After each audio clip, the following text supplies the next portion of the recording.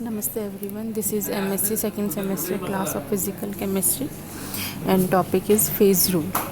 The phase rule is a general principle governing PVT system in thermodynamic equilibrium whose state that completely described by the variable pressure, volume and temperature.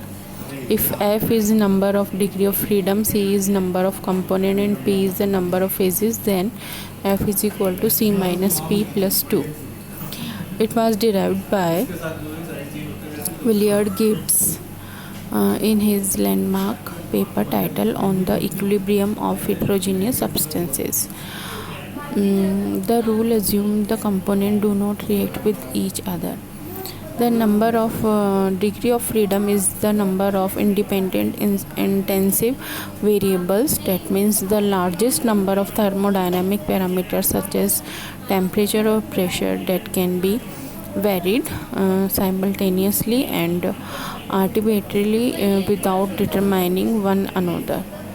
An example of one component system is a system involving one pure chemical, while two component systems such as mixture of water and ethanol have two chemically independent components, and so on. Typical phases are solid, liquid and gases. A phase is a form of matter that is homogeneous in chemical composition and physical state. Typical phases are solid, liquid and gas. Two immiscible liquids separated by the distinct boundaries are counted as two different phases, as are two immiscible solids. The number of components C is the number of chemically independent constituents of the system.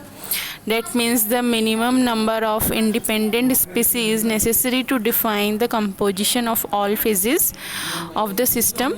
For example, components of thermodynamics. The number of degree of freedom is the number of intensive variables which are independent to each other. The basis for the rule is that equilibrium between phases places a constraint on the intensive variables more rigorously.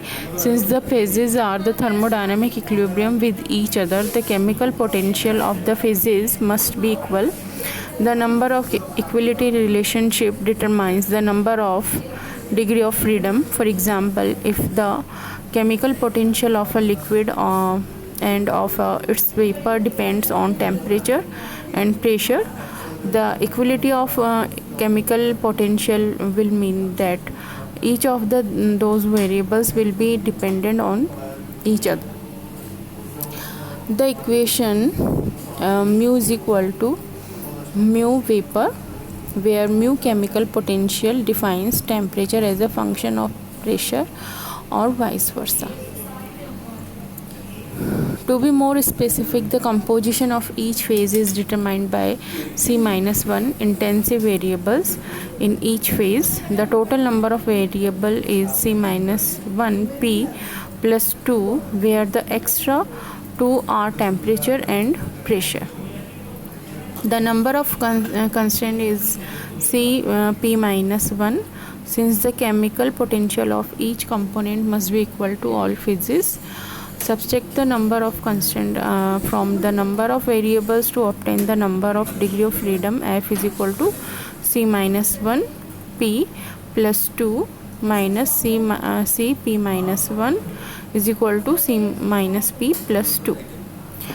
The rule is valid provided the equilibrium between phases is not influenced by gravitational, electrical or magnetic forces or by surface area, and only by temperature, pressure and concentrations. Thank you so much. This is about phase rule. Hope you understand. Thank you.